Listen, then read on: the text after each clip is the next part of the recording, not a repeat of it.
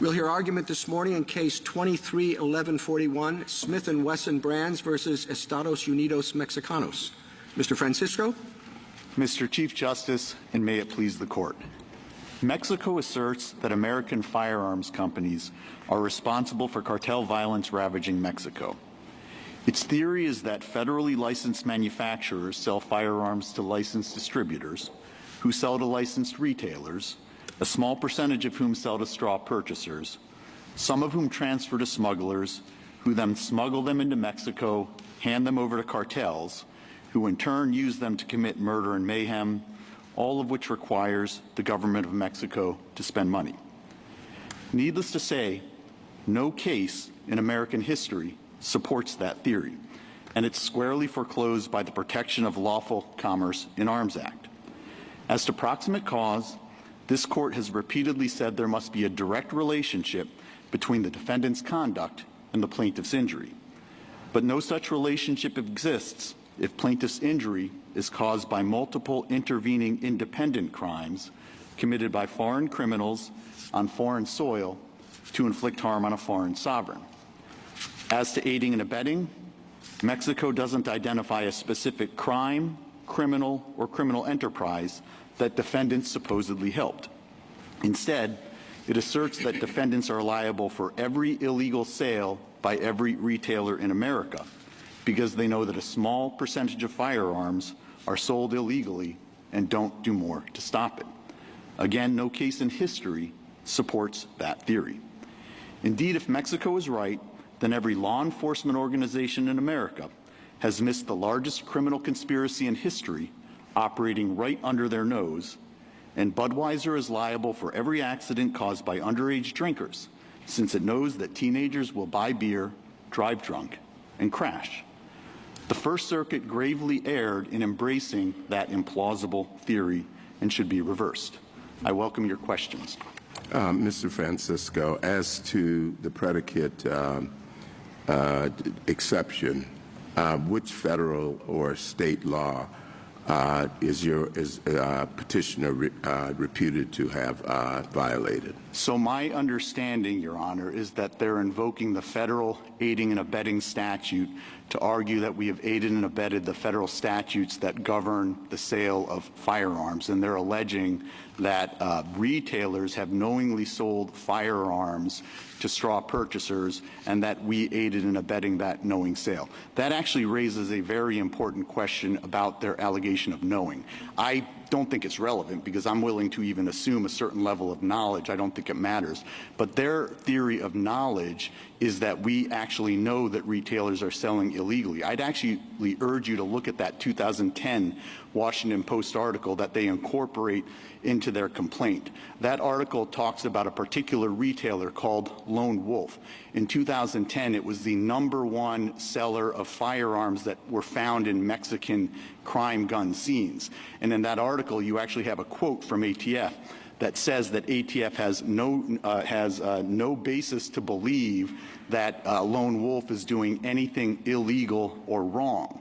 Well, if the government doesn't know, how are we supposed to know? It reflects this convoluted theory that simply because the gun is found in Mexico can be traced back to a retailer. That means the retailer necessarily sold it illegally and that we know that the retailer sold it illegally. Would this be a different case if there was a specific federal or state statute that you were known to have violated? Your Honor, it would be a different case. I would want to know more because I still think that depending on what they alleged, I would have very strong arguments on proximate cause and aiding and abetting liability, but it would certainly be a different case. Well, the reason I ask is because the exception is for knowingly violating a state or federal statute, and it would seem helpful in determining aiding and abetting and then eventually proximate cause if that comes up, if you knew which statute we were dealing with. So the complaint is a little bit vague on this. To the extent I understand it, they're looking at federal statutes that restrict the knowing sale of firearms to people who aren't authorized to purchase them. And then they're invoking the criminal federal aiding and abetting statute to claim that we're then liable for those illegal sales. I'm willing to assume, for the sake of argument, that that's valid, because I don't think they come anywhere close to establishing aiding and abetting liability. And even if they did, I don't think they come anywhere close to establishing proximate cause.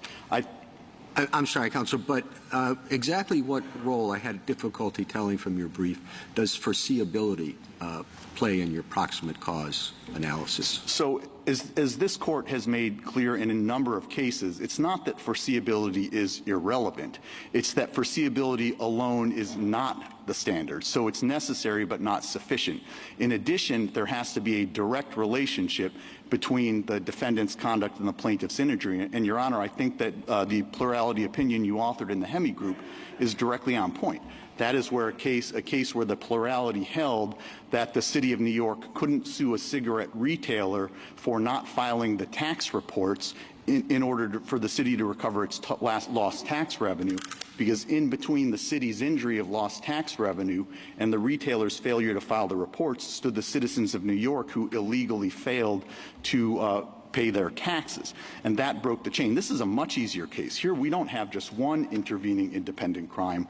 We have a multitude of intervening independent crimes. So even if they could establish aiding and abetting liability, and I don't think they come even close under Twitter, they couldn't establish proximate cause, which is the other requirement here. Counselor, it seems to me that the cases are a mess on proximate cause.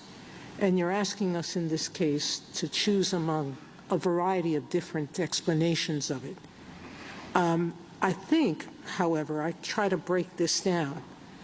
I think their complaint is saying that the violation is selling to straw purchasers.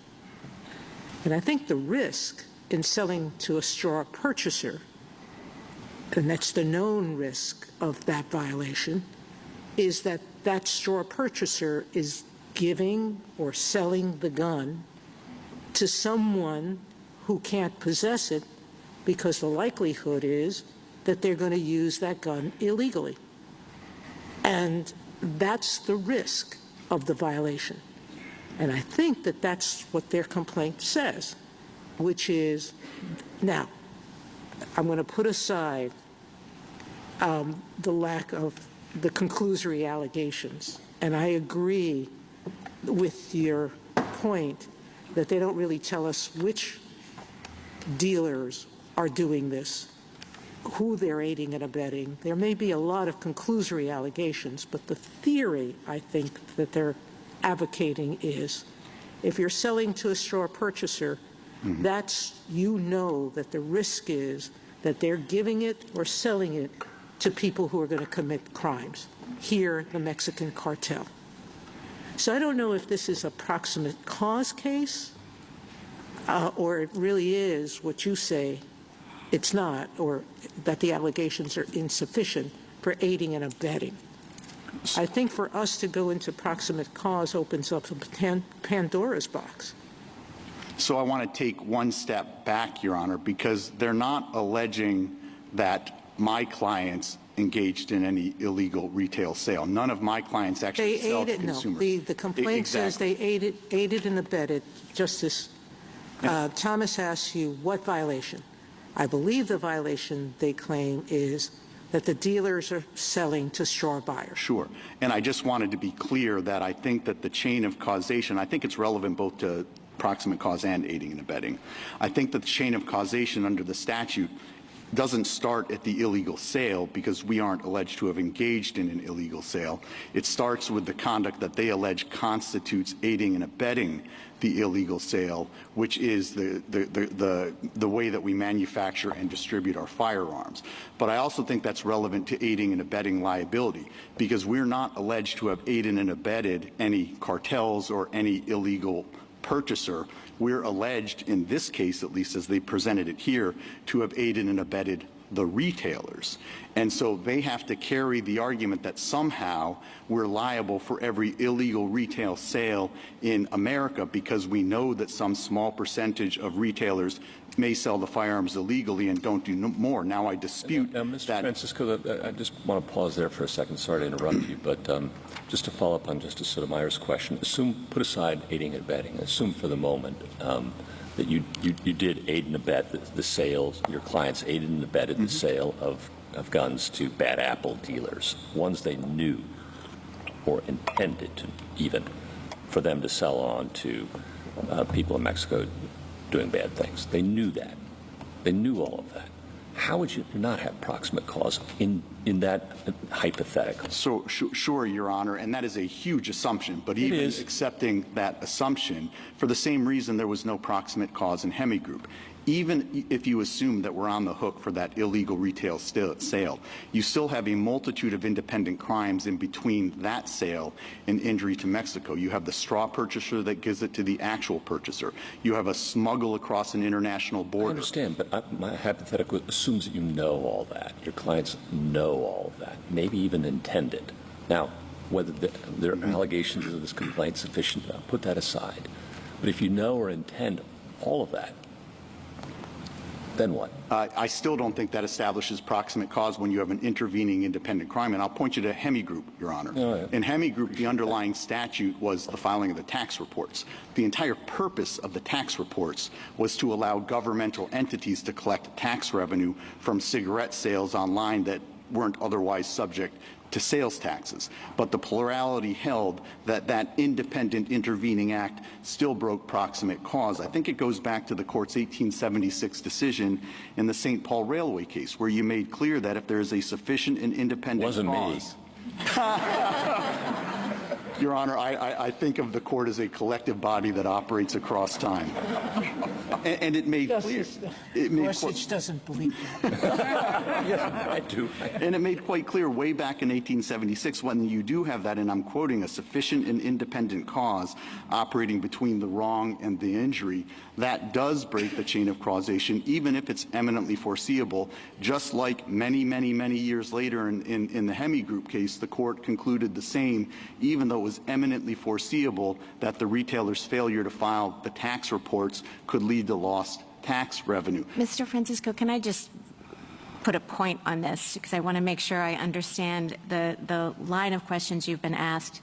So it seems to me, as Justice Thomas began, that when we're talking about the statute that was the violation at the beginning for the predicate, it has to be a statute that was specifically applicable to the sale or marketing of the product, the gun. Yes. Justice Sotomayor asked you, so that's the retailer selling it to the bad guy, right? Yes. Okay. That's where the proximate cause inquiry comes in. Your client, the theory, right? The theory is that your client under example 2, has aided and abetted as the manufacturer. Proximate cause doesn't appear in that portion of the statute. It's only in the predicate portion. So if we accept that framing of the theory, the framing of the complaint, we're really only asking about proximate cause, as Justice Gorsuch was asking you, between the retailer, the sale, and the harm ultimately caused to Mexico. And then we're looking at the chain of events that you're talking at right now. Sale to the bad guy, smuggled across the border, misuse. So I think I have two responses, Your Honor. The first is I actually disagree with how you framed it, but the second is even if I accept how you framed it, I still think there's no proximate cause. The statute says that there has to be proximate cause between our violation and Mexico's injury. Our violation is not the illegal sale itself. It's the actions that we undertake to aid and abet it, the violative aiding and abetting conduct. How does that fit in the statute, though? Your Honor, because I think the statute says it's the statute requires that sets forth the exception where a seller has knowingly violated an applicable statute and the violation, referring to the seller's violation. But it's not just applicable statute. It's statute applicable to the sale or marketing of the product. So that seems to me to refer to a specific statute relating to this manufacture, sale, distribution of guns, not the aiding and abetting statute. Well, I think it's got to refer to our violation. It refers back to the seller's violation. And here the seller hasn't specifically, and this maybe goes to the confusion that Justice Thomas pointed out, but the seller's violation is not the actual retail sale. We're not retail sellers. Right. The seller's violation here is the aiding and abetting of that retail sale. And I presume what they are invoking is the federal aiding and abetting statute, and they're trying to combine that with the actual specific sale. So I think there are all kinds of problems with their theory. I guess I don't get that, Mr. Francisco. I mean, aiding and abetting is a form of vicarious liability. Why wouldn't you just say the aiding and abetting violation is the violation that is aided and abetted, which here, as Justice Barrett said, is the retail sale, say the sale to a straw purchaser?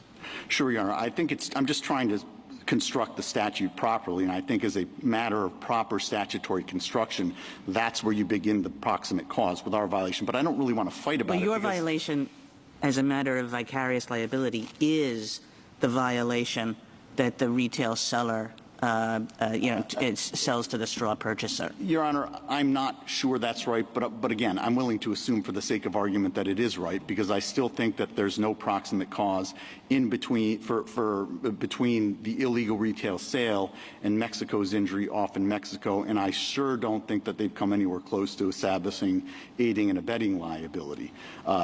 I've already explained why I think there are multiple independent crimes after the retail sale, in addition to the smuggle across an international border and the murder and mayhem committed independently by cartels in Mexico. To me, that is more than sufficient to break that chain.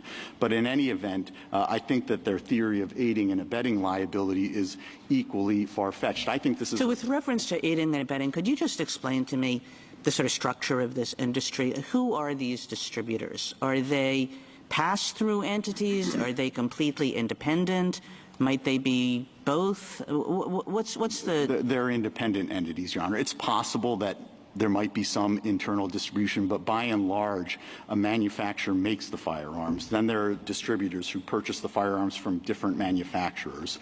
Those distributors then sell firearms to retailers. Everyone in this chain is fully licensed.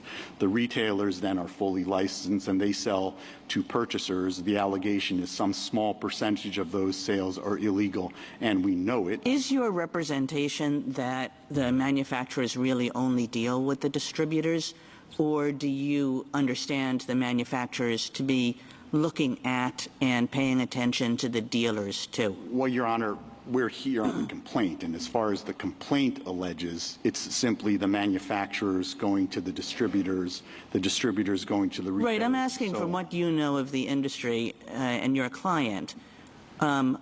Is the manufacturer essentially dealing with the dealers, or is there like a big roadblock?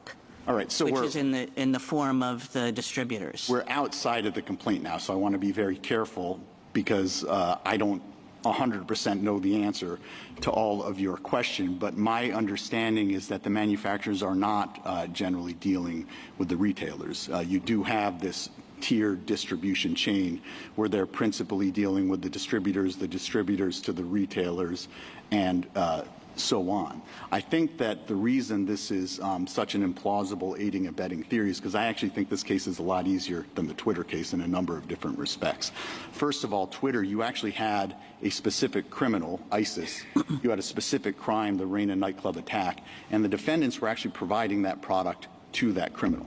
You don't have any of that here. Instead, their theory is that by simply knowing that some percentage of retailers may be doing something illegal, that somehow puts us on the hook for everything that the retailers are doing. This is kind of a common law area. You'd think that they could cite one case that comes anywhere close to that, but they don't cite a single case. Mr. Francisco, that's sort of what I'm a little confused about, and I wanted to focus on, which is, it seems to me that the core of your argument, both here and in your brief, has been that there's an implausible theory of aiding and abetting liability based on what they've alleged, and no case in American history supports this theory of liability, as if the question before us is evaluating the viability of Mexico's theory. And what I'm looking at is a statute that I think really makes this case about the scope of the predicate exception, that it's not really, an invitation to assess as a common law matter whether or not we think these facts allege aiding and abetting liability. Would you agree with me that the PLCAA statute takes off the table theories of tort with respect to these kinds of manufacturers, and really the only question is whether the statutory exception applies in this situation? Well, I think I would agree that we're arguing about what the meaning of the statute is, but the statute can only be triggered if they find a violation that's the proximate cause. Here, the violation that they've identified as aiding and abetting. I understand, but that proximate cause analysis is coming up in the context of an exception to the immunity that Congress has set forth. Is that right? Sure, yeah. And I think that's important because the scope of that exception may not be coterminous with our understanding of aiding and abetting liability as a common law principle. In other words, you look at Twitter, for example, and you say, okay, is this, what is being alleged here the same as aiding and abetting liability as it was set forth in that statute? That was a totally different statutory scheme. That statute, JASTA, in the Twitter case, was about allowing for these kinds of claims. And so what counts for aiding and abetting liability in Twitter may not be what Congress intended for this exception. I feel like we have to focus on where we actually are in this context in making this determination. Well, Your Honor, I think that's where I might very much disagree with the theory that you're articulating. I think that they do have to show a violation. They've alleged it's aiding and abetting. There's no aiding and abetting in the air. What Twitter purported to do was look at traditional aiding and abetting principles. Well, I understand, but Twitter was a different kind of statute. We have said that, when we're doing statutory interpretation, when we're thinking about aiding and abetting liability, it may not be the same in every statutory scheme.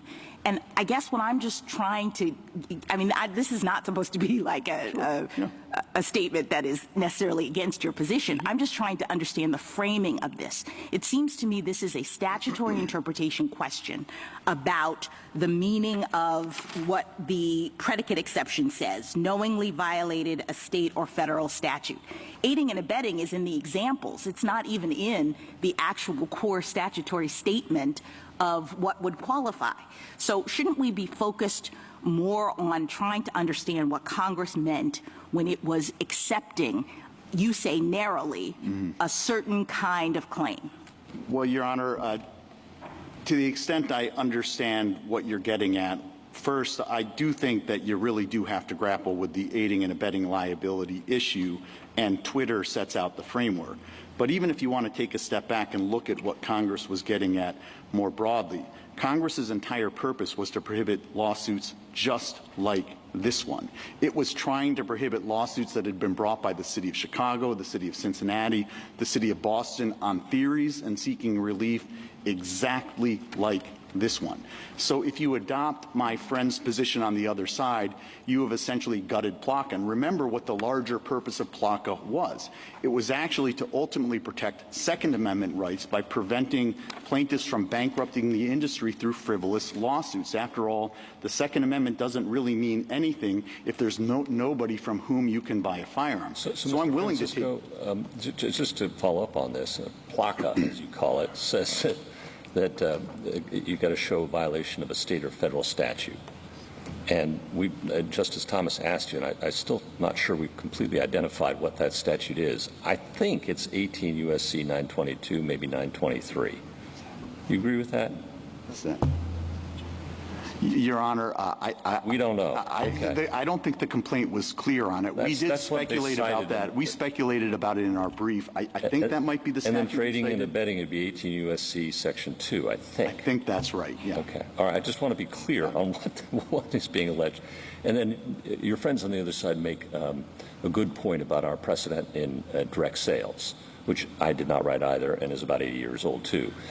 I want to give you an opportunity to respond to that. Sure, I will agree with them on one point, that direct sales is their single best case, and direct sales isn't even close. In direct sales, you had a manufacturer that was selling to a specific doctor in such massive quantities that there was no possible lawful explanation, and in addition, the manufacturer then further encouraged that doctor to buy more by offering it massive discounts on bulk purchases. So to use the language of Twitter, you had both a very high degree of scienter and a very high degree of conduct and encouragement. Well, nothing like that here. That raises another question I had, and then I'll stop. But in terms of aiding and abetting under Section 2 for 922, if that's what we're talking about, those are criminal statutes. And Roseman says that aiding and abetting in the criminal arena generally requires intent, not knowledge.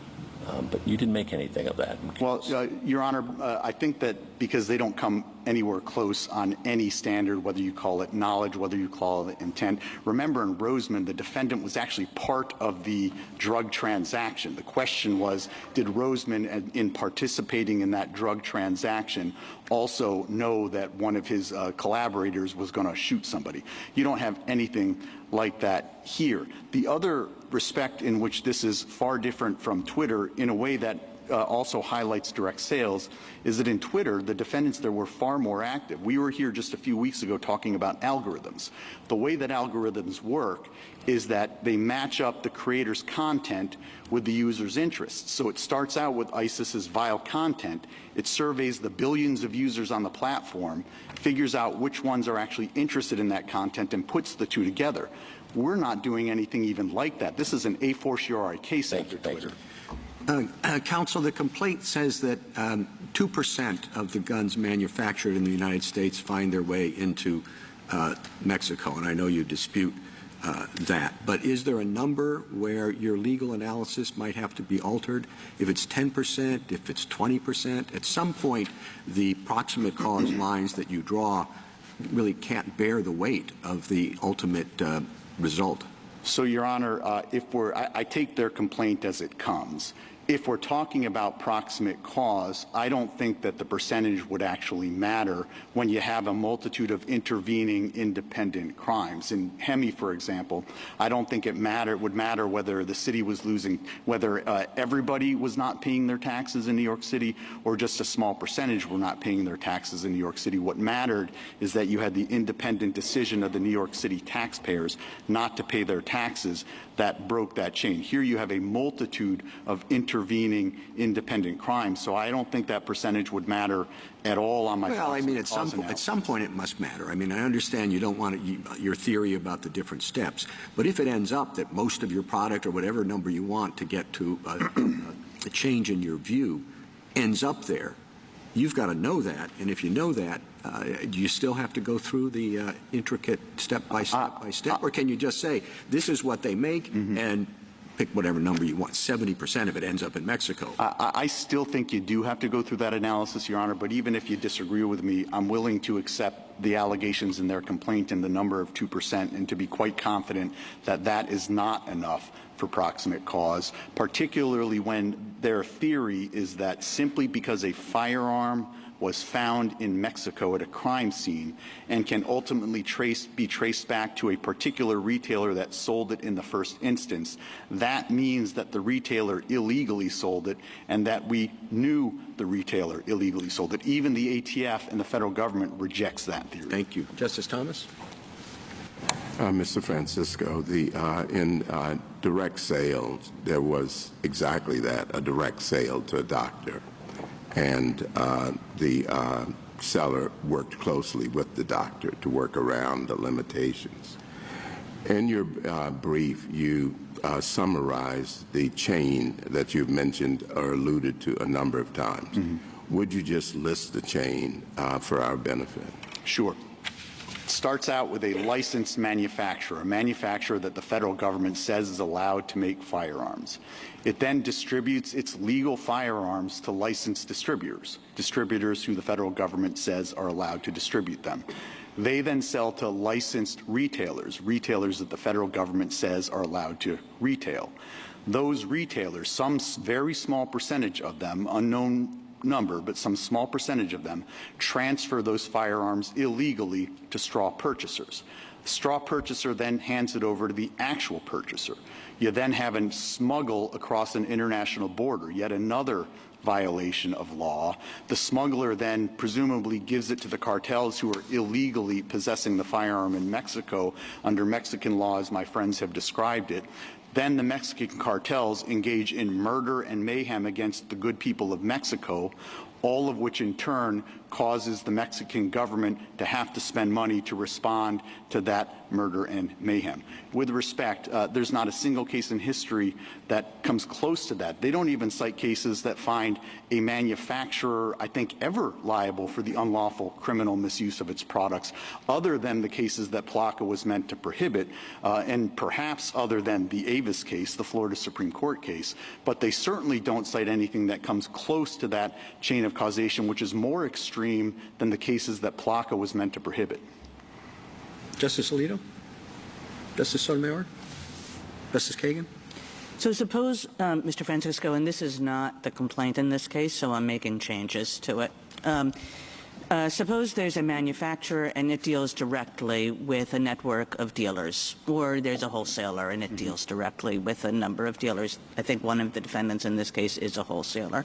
Either way, let's assume you have a manufacturer / wholesaler that deals directly with a network of dealers. And suppose that that manufacturer does have knowledge that a particular dealer does more than the usual share of straw transactions, and also knows that more than the usual share of guns wind up in Mexico, and particularly at Mexican crime scenes.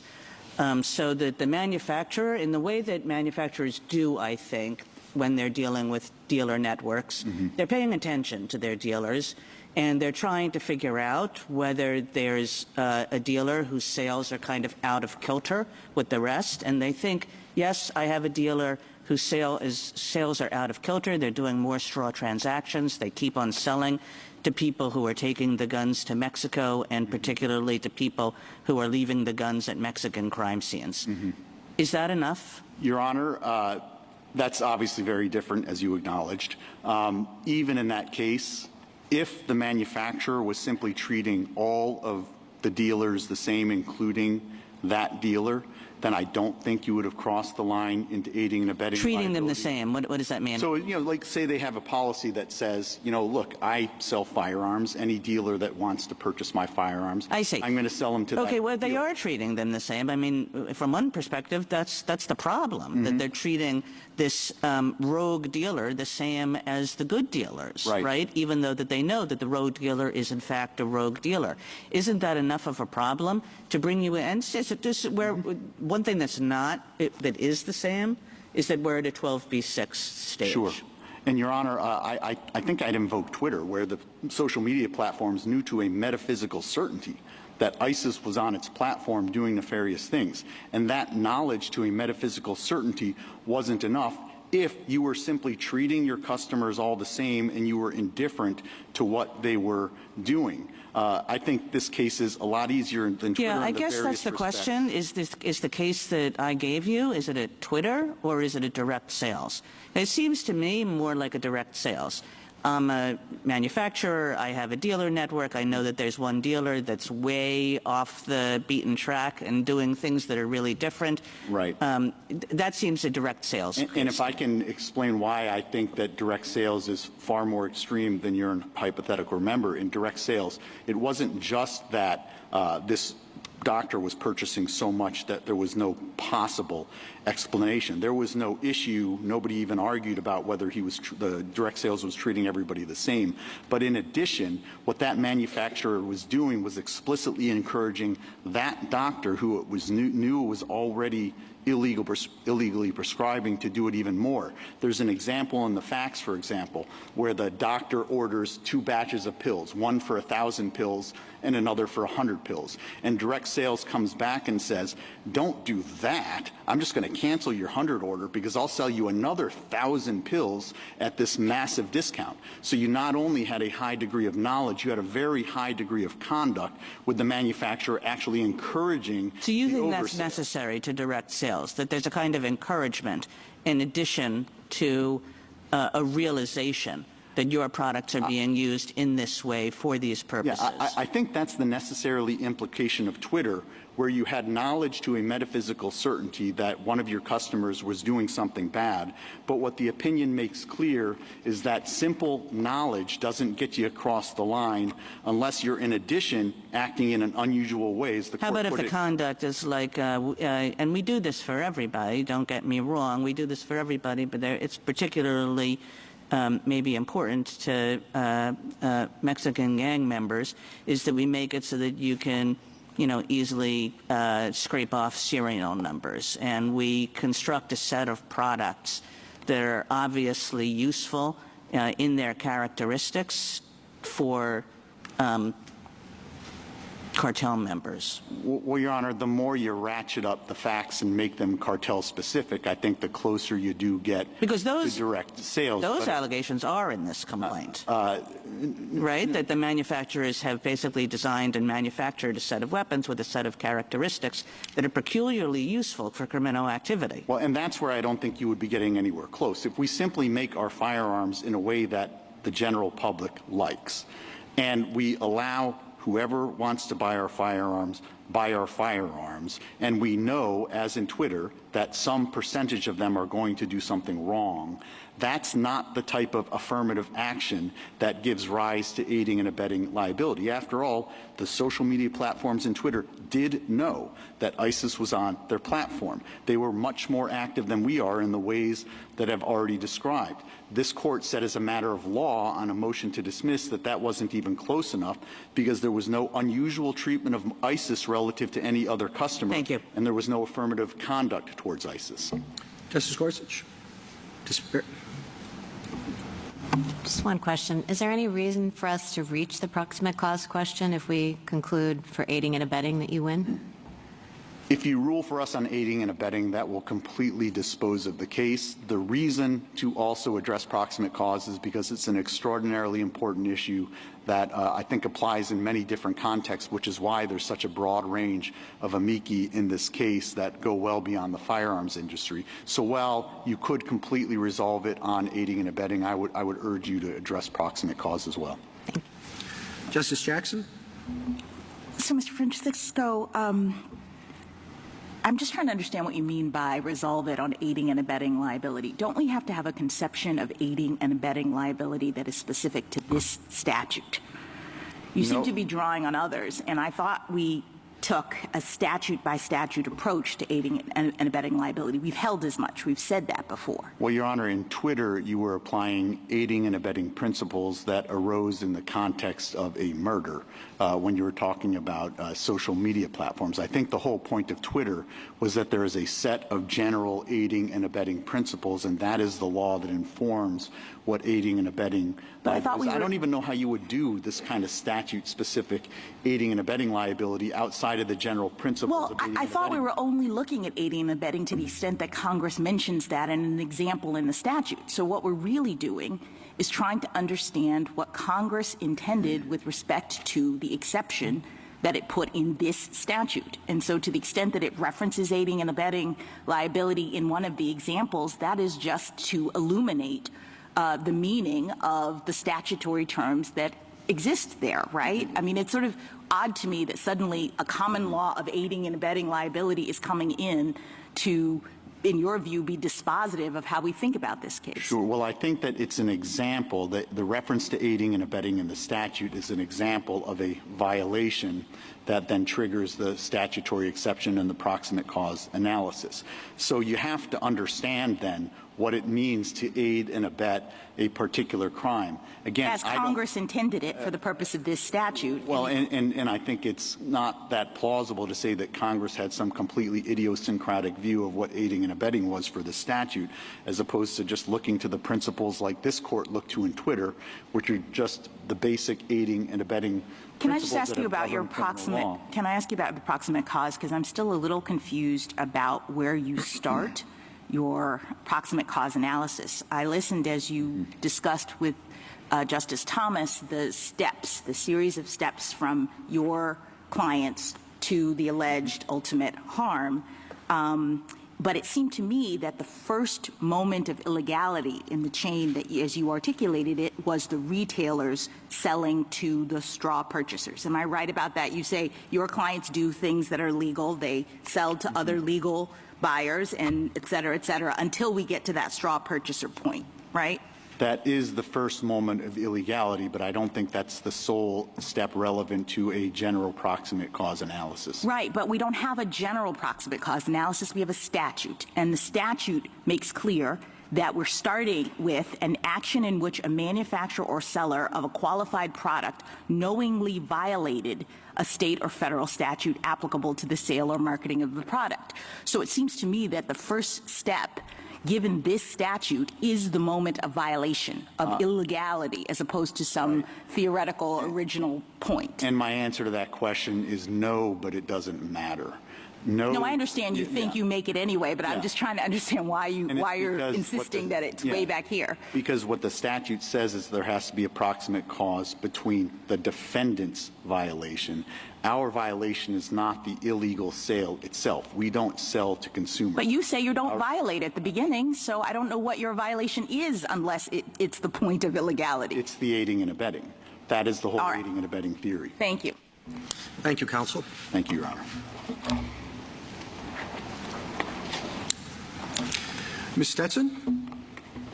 Mr. Chief Justice, and may it please the Court, Mexico's complaint pleads that petitioners aided and abetted violations of specific federal gun laws and that those violations proximately caused Mexico's harm. That satisfies PLCAA's predicate exception. First, the complaint details that petitioners deliberately supply the illegal Mexican market by selling guns through the small number of dealers that they know sell a large number of crime guns and who repeatedly sell in bulk to the cartel traffickers. Petitioners' arguments ignore these allegations. Next, as the Court said in Twitter, an aider and abetter is liable for harms that were a foreseeable risk of that violation. That framing, foreseeable risk, is the proximate cause question. As this Court put it in Bank of America, does the harm alleged have a sufficiently close connection to the conduct the statute prohibits? The answer is yes. The laws broken here are designed to keep guns out of criminals' hands. Those violations put guns in criminals' hands, and those criminals harmed Mexico.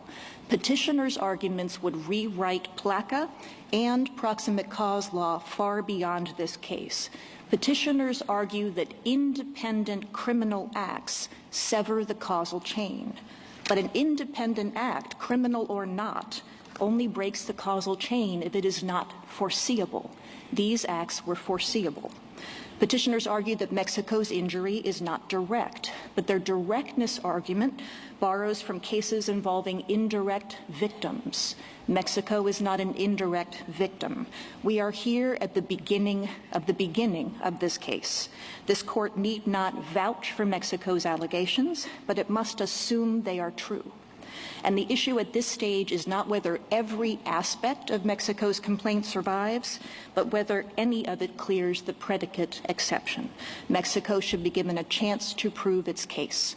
I welcome the Court's questions. How is your suit different from the types of suits that prompted the passage of PLCAA? Our suit is different, Justice Thomas, because the types of suits that prompted the passage of PLCAA specifically did not allege that the manufacturers had violated any law. So if you look, for example, at the Third Circuit's decision in City of Philadelphia, the Illinois Supreme Court's decision of City of Chicago, each of them specifically made the point that those manufacturers were not alleged to have violated any federal or state statute. They were being held liable for actions solely caused by criminals. And that's the important balance that this bipartisan act struck. If an action was solely caused by criminals, manufacturers of guns, like any other product, wouldn't be held liable. But well, it seems as though the only connection or the difference would be the allegation or the assertion that you have an aiding and abetting problem with respect to the manufacturer. You could have done that in the other cases, couldn't you? I don't know that they could have, and they certainly didn't. And PLCAA, for more to the point, could have also barred, as many states did, all lawsuits against manufacturers. Many states barred lawsuits by cities. Many states barred lawsuits by all manufacturers. PLCAA didn't. And what PLCAA did was to preserve exactly these types of claims. You asked a question about the specific allegations of illegality. I want to direct you to paragraph 249 of the complaint. There is a list at paragraph 249 that includes 18 U.S.C. 922, several different subparts, A6, D1, 923 G1, 924A1A, and those map closely onto the predicate exception we're talking about, including, of course, that first example of the predicate exception, which involves aiding and abetting a straw purchase, which is at the core of what we are talking about. That's 18 U.S.C. 922A6, 922T1, 922M, 924A1A, 923G1A. Each of those are specified in the complaint, and the manufacturers and distributor in this case are alleged to have aided and abetted all of them. Counsel, I'm sorry. Just one last. Have any of these violations been violations that ATF has pinpointed? They have not been violations that ATF has pinpointed, and that's a point that the petitioners are fond of making. I think the issue with ATF, as the complaint alleges, is that ATF, and you can find this at paragraphs 126, 129, 133, ATF, just because of its resources, is only able to look, even every year, at about anywhere between 3 and 10% of licensed dealers and manufacturers and distributors. And if PLCAA, again, had wanted ATF to be the sole arbiter of this, it could have barred cases altogether. It could have required a conviction. It could have required the stripping of a license before any of these allegations were allowed to go forward. It didn't do any of those things in the predicate exception. Counsel, in his argument this morning and also in his brief, Mr. Francisco focused on two particular cases, the Twitter case, of course, and you engaged with that in your brief, but also Hemi Group, and you cite that once in a string cite at page 42 of your brief. I wanted to give you an opportunity to say a little bit more about that. Certainly. So Hemi Group, of course, pertains to the proximate cause issue.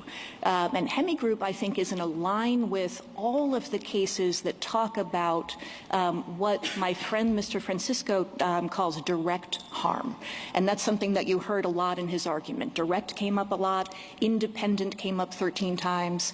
Direct harm, if you look at Hemi Group, if you look at Associated General Contractors, Holmes, ANZA, Bridge, there is a list of proximate cause cases. And if you look at each of them, what you will find is that the issue there was that the victim who was bringing the complaint was an indirect victim. So this court, like many of us, finds it hard to speak with one voice on proximate cause. One of the few times it has is in Lexmark.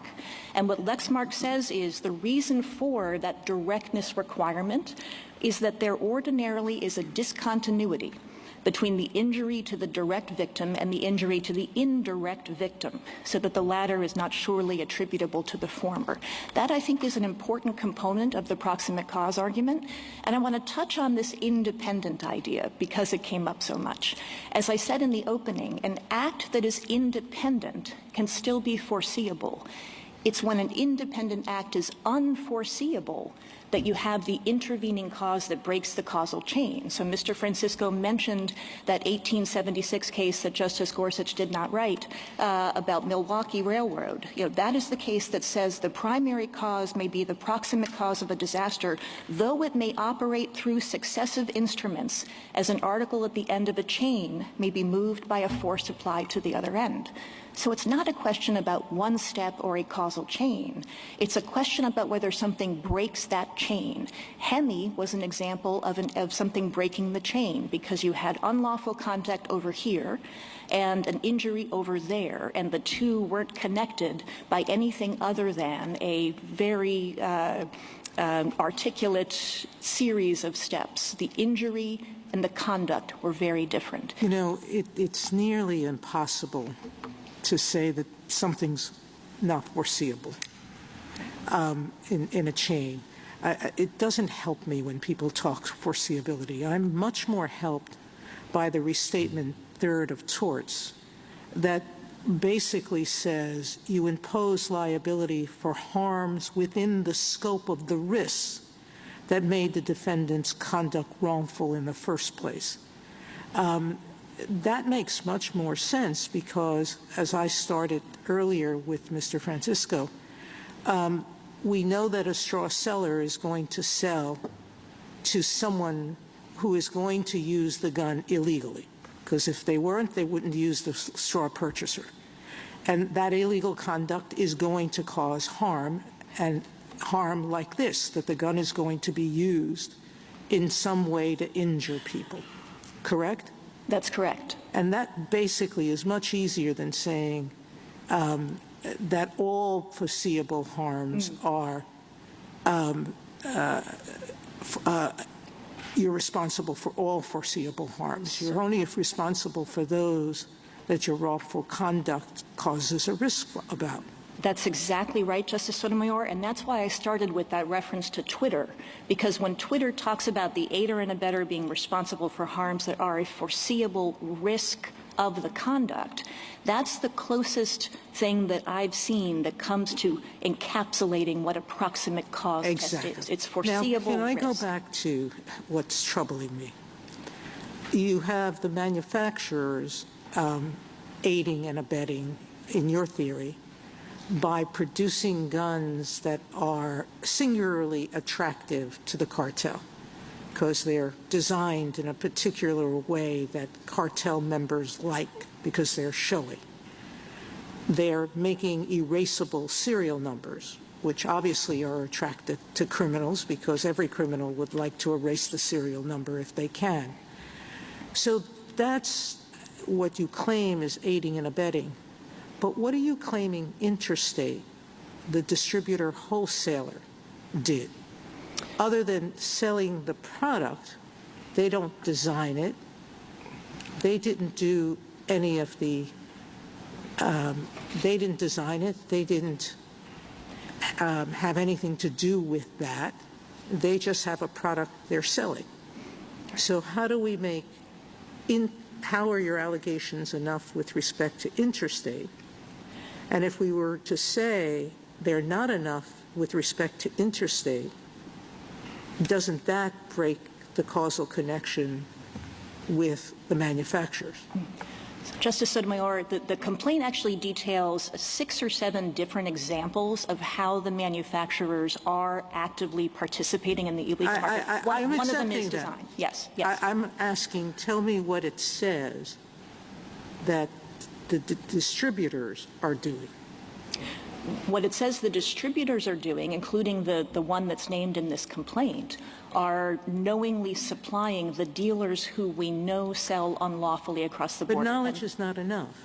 We have repeatedly said mere knowledge is not enough. You have to aid and abet in some way. You have to intend and take affirmative action to encourage what they're, not to encourage, but to participate in what they're doing. What this court said in Rosemond is a person who actively participates in a criminal scheme, knowing its intent and character, intends that scheme's commission. That's the criminal aiding and abetting standard. Yeah, that is the standard. That was the question I wanted to circle back with you on, Ms. Stetson, and that if 922 and 3 and 4 are your predicate violations, and aiding and abetting under 18 U.S.C. Section 2, I think, would then be your aiding and abetting hook. Those are criminal statutes, and the mens rea under Rosemond is intent, right? The mens rea under Rosemond for aiding and abetting in the criminal context would be intent. And you're under invoking Rosemond. criminal statutes, so is that the standard you have to meet here? It's the standard we have to meet, but just as in Rosemond, if you actively participate knowing the scheme, Sure, then you can infer then knowledge. you can infer I intent, get that. particularly at the motion to dismiss stage. Yeah, got it. And let me, if I could, I want to be pretty specific about some of the allegations in the complaint, because what I heard this morning was that the allegations are vague and so forth. I want to point you to a few particular allegations. Two of them are at paragraphs 122 and 146, and this has to do with trace data. Defendants are alleged to regularly receive, I'm sorry? 120. Paragraphs 122 and 146 I'm starting with. Regularly receive even more direct information about problem dealers. Trace requests from ATF and other agencies alert defendants that guns they sell to specific distributors and dealers are being recovered at crime scenes. Paragraph 146. Authorities have repeatedly identified and recovered defendants' guns in connection with notorious gun trafficking rings. Paragraph 232, defendants are aware that specific networks of distributors and dealers they were supplying were consistently channeling their guns. Paragraph 233, Century Arms received communications from ATF. Those trace requests revealed that specific distributor and dealer networks were disproportionately associated with those guns. Paragraph 234, all of the other defendants have access to the same information. That is exactly the kind of specific allegation in the complaint at this stage that satisfies a motion to dismiss. But those statements aren't allegations of violations of the law, correct? I mean, those statements just go to whether or not the defendant had knowledge that at the end of the day, some dealers might be doing something wrong. These guns that they're selling are ending up in the wrong hands. But I took the statutory language here to be requiring more in terms of violation on the part of the defendants in this case. It certainly requires, Justice Jackson, a knowing violation. But as far as these allegations go, what these allegations show is that the dealers, a small number that is responsible for the large number of guns, are knowingly violating federal laws, and that these suppliers, these manufacturers and the distributor, know that is happening and continue to actively supply. And I want to make... What you don't have is particular dealers, right? I mean, it's a pretty, there are lots of dealers, and you're just saying they know that some of them do. But which some of them? I mean, who are they aiding and abetting in this complaint? There are a number of dealers that we do know are responsible for selling a great number of crime guns into Mexico. There's the Washington Post article that the complaint mentions. That names 8 or 10 different dealers by name, most of which are still very actively in the business. And more to the point, again, we are here at a motion to dismiss. What we have alleged is that these manufacturers know from ATF exactly what dealers are the problem, are the rogue dealers. So the hypothetical that you gave Mr. Francisco, Justice Kagan, is not a hypothetical. That is actually this case. The allegations in this case establish, for purposes of getting past the motion to dismiss on the predicate exception, as Justice Jackson mentioned, that there are allegations of aiding and abetting, violations of federal laws. And I want to get back to a question that Justice Barrett asked as well about what the violation is, because I think there's been some noise in the data. Ms. Stetson, before you do that, could I just ask you something related to the point you were just discussing? Are there any allegations in the complaint that the petitioners knowingly sell to specific red flag dealers? Yes. If you look at paragraph 247, and I'll read it because I think this one is important. Defendants supply dealers with all the guns they can pay for, without any public safety conditions, even if a gun dealer has been repeatedly found to have violated gun laws, been indicted, its employees have had federal gun licenses revoked, or has repeatedly supplied cartels in suspicious and obvious sales to traffickers, including repeated bulk sales. That is an allegation that goes directly to specific rogue dealers. And that gets us, I think, to the Twitter direct sales dichotomy. What Mr. Francisco says is that Twitter was very actively managing something. Twitter was actively managing, to the extent it was managing anything at all, its algorithm. And what this court said in Twitter was that that kind of starting the platform, sending it out into the world, and standing back and watching, which was the phrase in Twitter, is not enough. What you need is active, culpable participation. The active, culpable participation here is continuing to sell guns to rogue dealers that you know are the problem dealers. You that haven't is exactly identified direct the sales. dealers. Justice Alito was asking you about specific red flag dealers, but that paragraph doesn't identify dealers, and it seems to me that that's one of the distinctions between this case and direct sales, and for that matter, this case in Twitter. Let's talk about Twitter. There was a specific rogue actor, ISIS, and there was a specific attack in France. And so the attempt was to draw the line between them, and we said it wasn't enough. In direct sales, there was a specific manufacturer, pharmaceutical company selling to a specific doctor, causing specific harm. And Justice Alito asked you what specific red flag dealers there are. You haven't sued any of the retailers that were the most proximate cause of the harm. You haven't identified them, that I can tell in the complaint. Justice Barrett, there are many, many paragraphs that specifically identify rogue dealers in the complaint. If you look at approximately paragraphs 147 to 203, they identify specific dealers that have been found to have sold guns in bulk to traffickers that go across the border.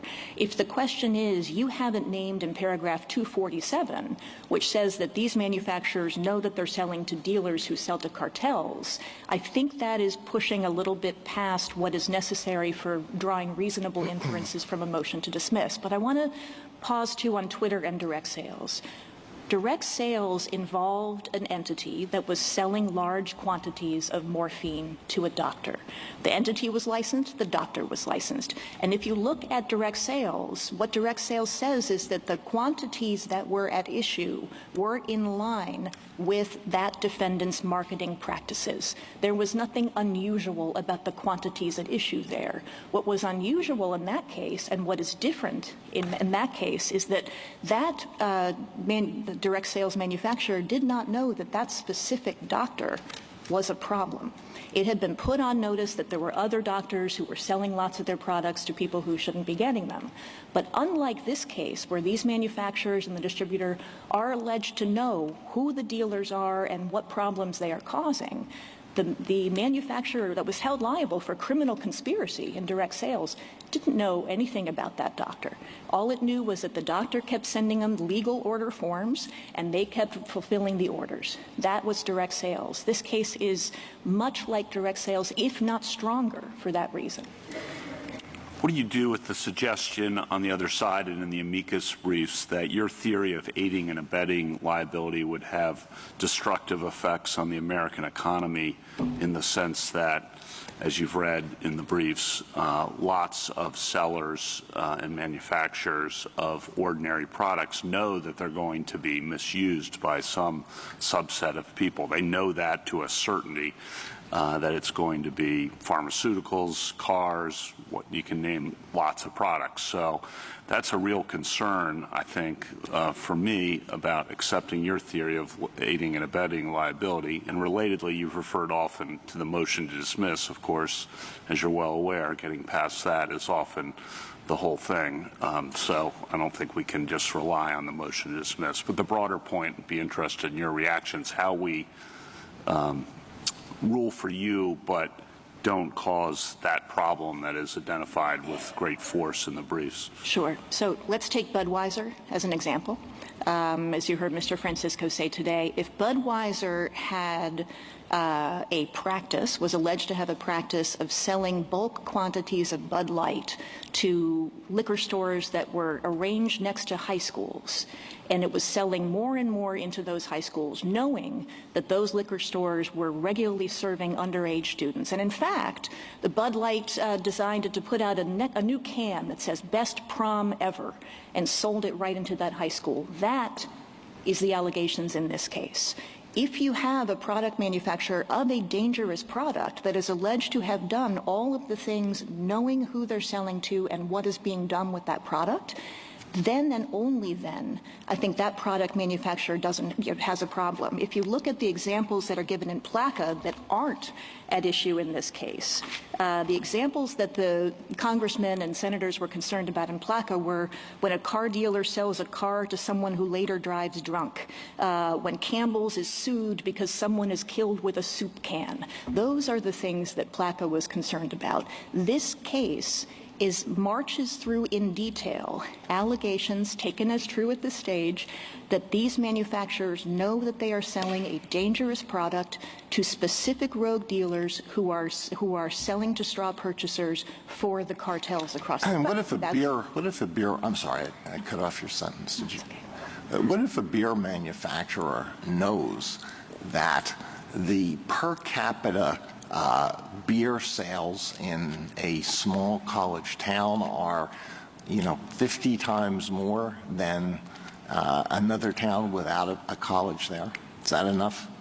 I don't think that alone would be enough. I mean, you do have allegations in this complaint that the number of dealers that have arranged themselves along the border of Texas and Arizona of Mexico are vast. I don't think that itself would be enough.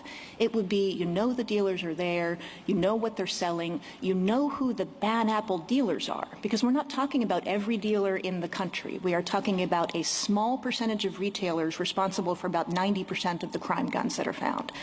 Those retailers in that college town, if you plug in that hypothetical of Budweiser, and Budweiser was marketing in with some kind of, best first-year homecoming ever, then you would again have the problem. But you'd have to have each of those specific allegations in the complaint that you have here. Ms. Stetson, I guess what I'm concerned about, you talked in response to Justice Kavanaugh about what PLCAA was about, what it was getting at, and I really thought, as the statute itself says, that it partially, at least, is about Congress protecting its own prerogative to be the one to regulate this industry. That there were concerns, and the statute itself says that, we're worried that tort suits are an attempt to use the judicial branch to circumvent the legislative branch of government. And to me, when you think about that as being the reason why Congress wanted to have immunity in this area, and I'm starting from I'm sure, consensus view that we're trying to do what the statute, the statute wants. I think when you think about that, the predicate exception makes perfect sense to the extent that there's a violation of a state or federal statute at issue. Because Congress says we want to be the ones to regulate, but in this particular situation in which a tort suit aligns with a clear violation of the law, then we don't worry that we have judges and the common law system dictating what people can do. I worry that without that clarity, in a complaint like yours, where we don't really see exactly how the manufacturers are violating a particular state or federal law, that we're running up against the very concerns that motivated this statute to begin with. So can you speak to that? Sure. Justice Jackson, I think if you look at the paragraphs, let's call it 203 to 250 of the complaint, which pertain exactly to the violations of federal law that we started with, all of the specific statutory violations, 922 subparts, 923, 924. what you will find is that there are plentiful allegations that these manufacturers, by knowingly selling to the rogue dealers that they know are selling to straw purchasers, are aiding and abetting that violation. Part of the problem Well, I maybe understand, but I guess my point is that Congress didn't want like general aiding and abetting concerns to be what is imposing duties on these manufacturers. I mean, if you look at your lawsuit and what you're asking for changes to the firearm industry safety practices. You say not, putting these kinds of constraints is a thing that should give rise to liability. The distribution practices, the marketing, all of the things that you asked for in this lawsuit would amount to different kinds of regulatory constraints that I'm thinking Congress didn't want the courts to be the ones to impose. So let me answer the aiding and abetting liability point first, and then I want to answer your remedies point, because I think that's particularly important. Aiding and abetting, of course, was specifically contemplated in PLCAA in the first predicate exception itself. Any case in which the manufacturer or seller knowingly made a false entry, et cetera, or aided, abetted, or conspired with any person in making any false or fictitious statement. Aiding and abetting is baked into this. So you don't read that to be very, very closely tied to the record-keeping violation or the particular statutory violation that's also mentioned. No, I mean that the predicate exception begins by talking about the action in which the manufacturer knowingly violated, and the violation was a proximate cause, including the exceptions that are mentioned. So aiding and abetting these violations of federal and state statutes pertaining to guns is exactly what this exception was built to do. That is why it was carved out in this bipartisan legislation. But on your remedies question, one of the difficulties, I think, for all of us is that we're here so early. This is a complaint that has asked for a number of different remedies, including a number of different types of injunctive relief. And one of the things that you heard the petitioners and a lot of their amici in their briefs complain about is what these remedies might do. That is for the district judge on remand to make sure that the judge equitably crafts a remedy that is designed to limit the harm to Mexico.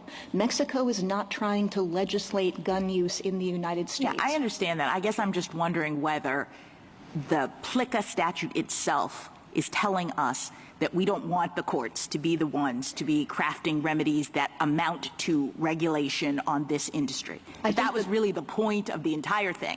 And so to the extent that we're now reading an exception to allow the very thing that the statute seems to preclude, I'm concerned about that. Justice Jackson, if PLCAA had wanted to preclude any lawsuit against a manufacturer, including for instances where the manufacturer had committed a wrong, it could have done that, as so many different states, in fact, did. What PLCAA did in this effort, which, as I mentioned, was joined by members of both parties, was to carefully carve out circumstances where the manufacturer or the seller was alleged to have done something wrong. The thing they were concerned about was lawful design and manufacture and sale of product and injury solely caused by others. That is replete throughout the purpose section of PLCAA. PLCAA could have been designed quite differently. It was designed this way for a reason, so that harmful actions by manufacturers and sellers breaking the law could continue to be remedied. That was exactly the point. You've mentioned about 4 times that it was bipartisan. What's the relevance of that to our interpretation? I think yes, I haven't gotten to 13 times yet, but 4 will do. The fact that it's bipartisan, I think, points out, particularly in this climate, that what was being challenged there were really unusual lawsuits that really weren't showing up in any other part of the economy against the manufacturers of a lawful product, selling their product lawfully, distributing their product lawfully, where no allegations were made in those prior lawsuits about unlawful behavior. That was what PLCAA carefully carved out. What it left, among other things, were actions for things like negligent entrustment, product liability. And product liability is interesting, by the way, because you probably noticed this as well.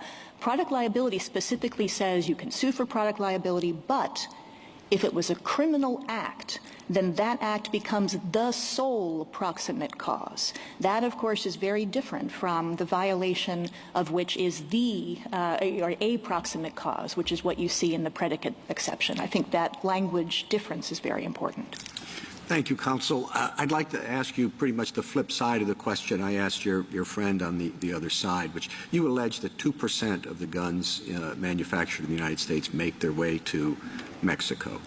I assume the volume of that is critical to your argument, and I just want to know how much is enough. If it's 1% or a more minuscule amount, where's the floor? So 2% is always a question that begs the question of what. And here, what you have is data in the complaint that says, this is paragraph 438, between 342,000 and 597,000 of defendants' guns. And remember, this is not the entire industry we're here talking about.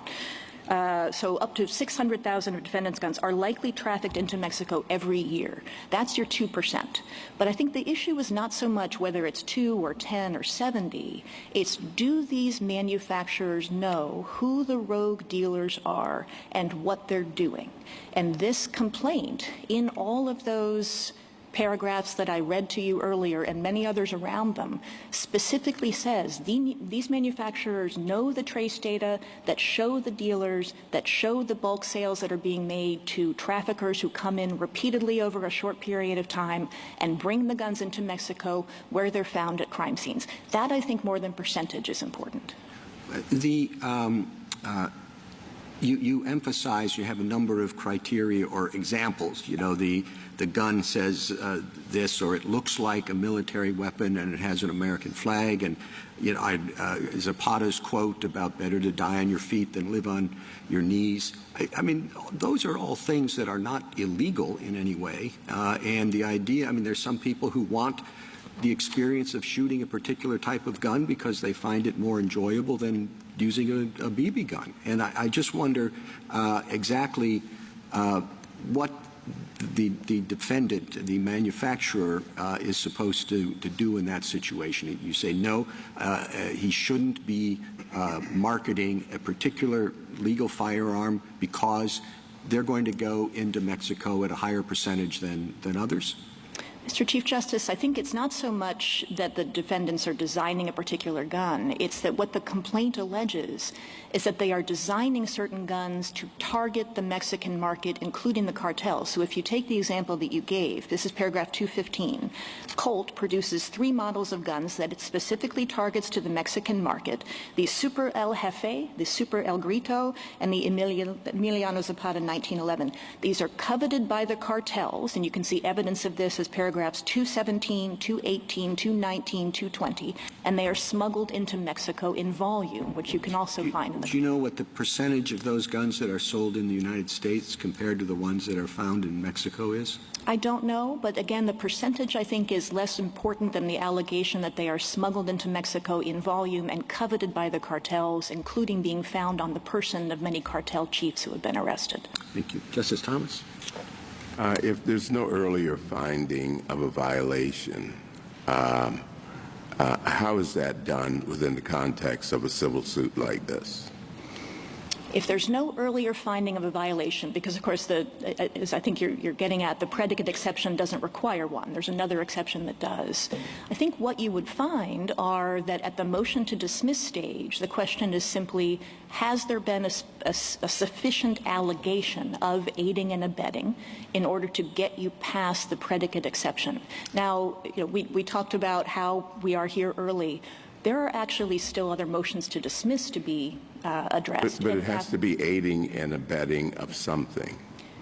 Aiding and abetting the violations, including of straw purchasing. So it is the violation that you say in your complaint there is a violation, but there's been no finding of a violation.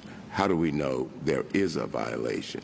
I think what the district court would determine at summary judgment, if the evidence comes back and says, for example, these manufacturers simply had no idea what their distributors were doing or who their guns were going to, or these dealers were doing everything by the book and they are not responsible for the straw purchases that kept coming into their stores. If you had that evidence, then on summary judgment, as has happened before, the court would say, we can't find the predicate exception met here.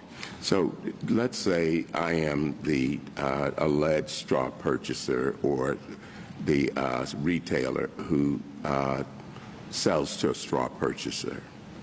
Now you have found that I have violated the Gun Control Act, right? And my point is, how do you make that finding within the context of this suit? Justice Thomas, within the context of that suit, I think you would take discovery from the dealer and ask the question, because remember the predicate exception goes to knowing violation. Ask the dealer what it knew when it sold, for example, as has been alleged in the complaint, dozens of guns over a 2-month period to the same person. The evidence at summary judgment will flush out some of these questions. But so you're saying you can find a violation of selling to a straw purchaser within the context of a civil suit against the wholesalers and the manufacturers? I think maybe where you and I are parting is on the issue of finding a violation. Yeah. We've alleged those violations specifically in the complaint. As far as finding the violation, I think what the district court would do on remand after discovery, if provided we get past the other motions to dismiss that are pending, after discovery would be to ask the question, has the evidence pointed to actual violations? So if you take the Arcadia, California case, that was a case in which at the summary judgment stage, some defendants were dismissed because there was not evidence that they were acting unlawfully. Others were kept in because there was evidence that they were acting unlawfully. So that might be the best example of the dichotomy you're talking about. Wouldn't you run into, at some point, a due process problem as far as the people you allege to have violated the Gun Control Act, who have not been charged with that by ATF and proven to have done that by the government? No, I don't think you run into a due process problem, precisely for the reason I think you pointed out a couple minutes ago, Justice Thomas. There's no requirement of a conviction, and there are plenty of examples, including Williams versus B. Miller from New York, of instances where manufacturers have been alleged to have to have aided and abetted a violation by a dealer, and that case has been allowed to go forward. There's not a due process issue that inheres in that. Justice Alito? There are some very interesting technical legal issues in this case. Proximate cause, aiding and abetting, how much do you have to plead in a complaint? And you and Mr. Francisco have briefed and argued those very well. It's very helpful to the court. I just thought I would ask you a question that may be on the minds of ordinary Americans who hear this argument or learn about the case. Mexico says that U.S. gun manufacturers are contributing to illegal conduct in Mexico.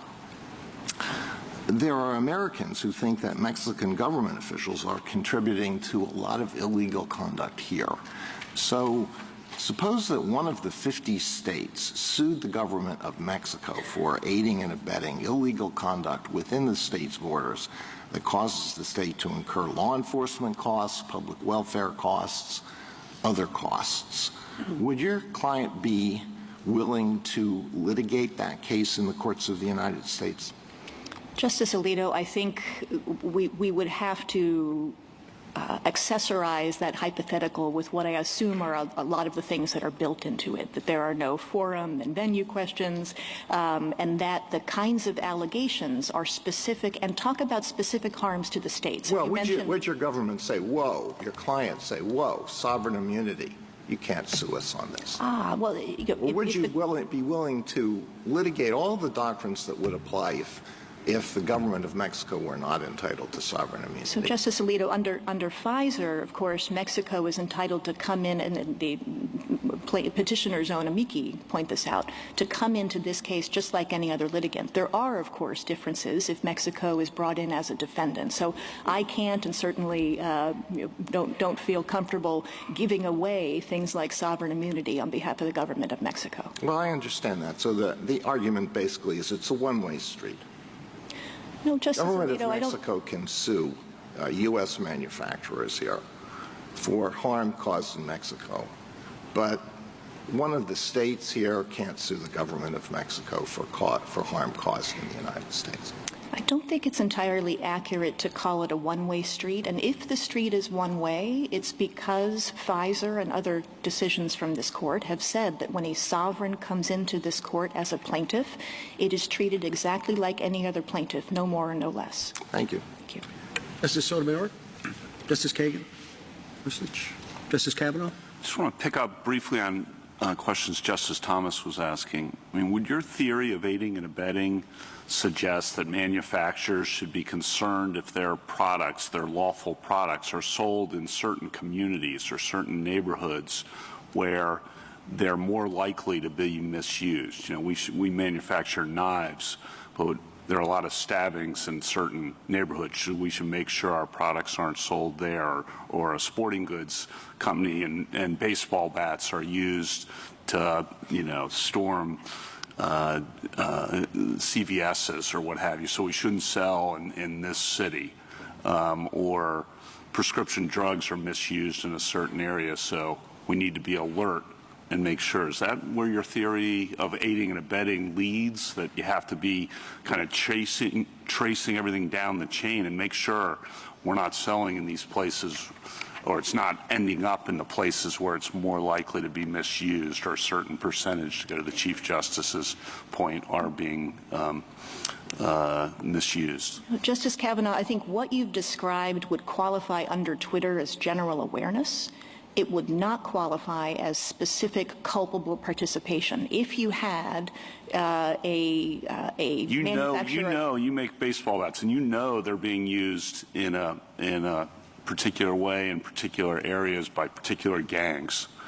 And you should, so therefore, we got to make sure that we're not selling to those sporting goods stores that are in particular neighborhoods. I think that the first lawyerly response is that guns and drugs tend to be treated differently than things like knives and baseball bats. But even that aside, if you knew that your baseball bats prescription drugs were being sold into a particular pharmacy, and this has happened, of course, in the opioid cases, were being sold into a particular pharmacy at, in a small town at numbers that were simply insustainable, and you knew that you were continuing to sell after being told by the federal government that you were selling into a rogue dealer, and you continued to sell into that dealer, then yes, you would have a problem.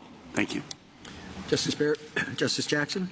But do you concede that you would have a problem or not, depending upon how the statute is worded? I mean, we're in a statutory scheme here. We're not just doing aiding and abetting liability as a matter of common law. Don't you agree?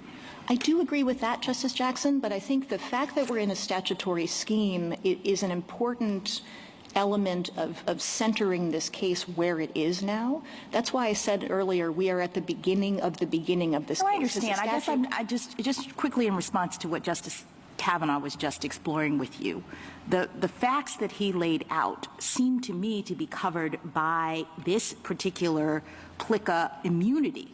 That Congress looked at that situation and said, the term qualified civil liability action, which you can't bring in court, means a civil action resulting from the criminal or unlawful misuse of a qualified product by the person of a third party. So in other words, Congress started with Justice Kavanaugh's example. My product is being used by third parties in criminal ways, and they said immunity. They said immunity. So to read the exception to that as essentially capturing the same facts, if you know that your product is going to these people, seems odd to me. Justice Jackson, what Congress said was immunity unless.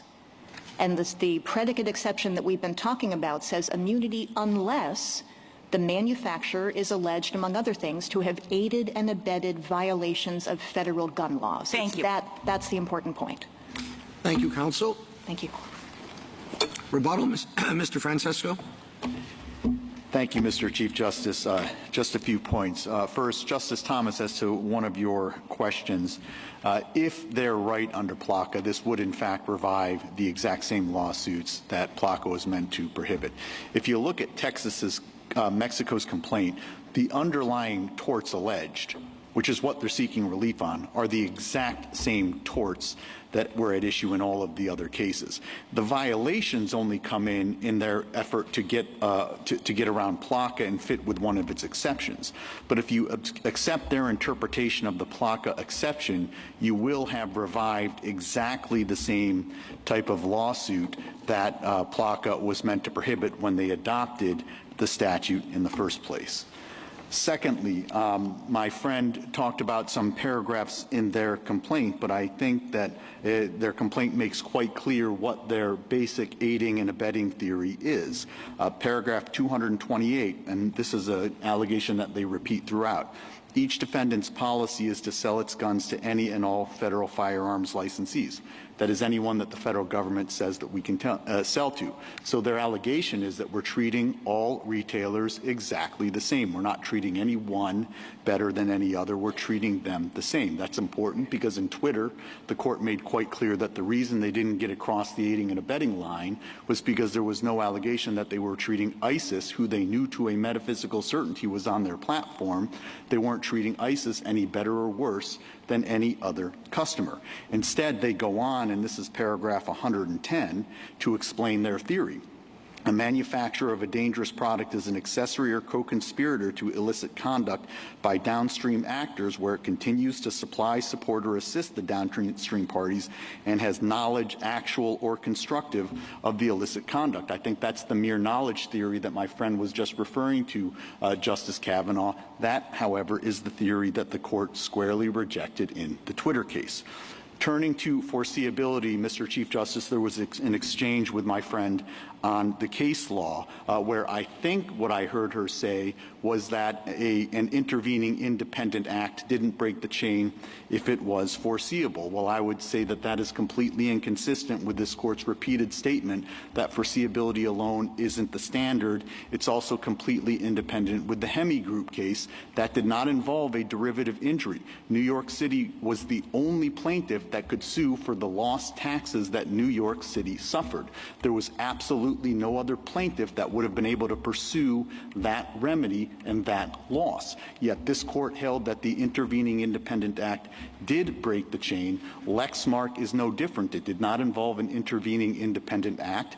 If I trick consumers into not buying my competitor's products, I've directly harmed my competitor. There is no intervening independent act.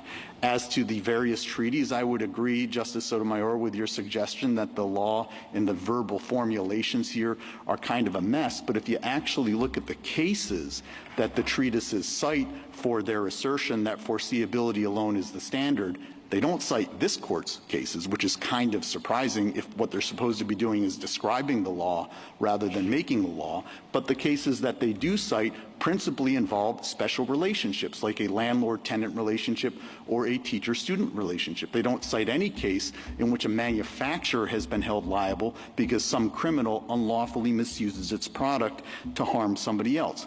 My friend again emphasized the Washington Post article. I would urge you to read that article from beginning to end. I think it's very helpful in illuminating how even their theory of mere knowledge doesn't make sense. My friend also talked about 3 pistols sold by Colt with Spanish-named firearms. The notion that selling a Spanish-named firearm is what gives rise to joint purpose with cartels under the aiding and abetting statute is as wrong as it is offensive.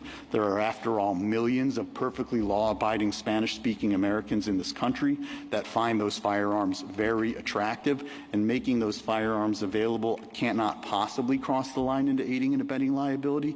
But even if it could, the notion that selling 3 Spanish-named pistols is the proximate cause of cartel cartel violence in Mexico is frankly absurd, and I don't think it comes even close to establishing Twombly's plausibility standard.